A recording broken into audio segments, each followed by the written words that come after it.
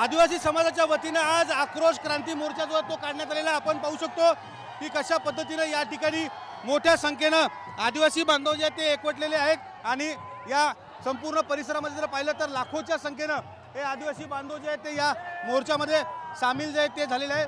बंजारावर इतर जातीचा आदिवासीमध्ये समावेश जो आहे तो नको, त्यासोबतच या ठिकाणी आंध्र प्रदेशच्या धर्तीवर राज्यातही मन्नेर वार्लू वगळून कोलावार अशी दुरुस्ती करावी आणि इतर ज्या काही मागण्या आहेत त्या मागण्यांच्या संदर्भानं हा मोर्चा जो आहे तो काढण्यात आलेला आहे आणि यवतमाळ शहरातील पोस्टल मैदान ते संविधान चौक अशा पद्धतीनं मोर्चा जो आहे तो या ठिकाणी काढण्यात येत आहे।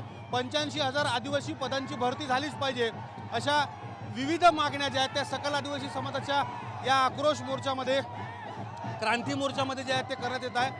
मोठ्या संख्येनं या ठिकाणी समाज बांधव जे आहेत ते सहभागी झालेले आहेत आणि मोठा आक्रोश मोर्चा जो आहे तो यवतमाळमध्ये या ठिकाणी निघालेला आहे। कॅमेरामॅन अनिकेत दहातोंडेसह विवेक गावंडे, TV9 मराठी, यवतमाळ।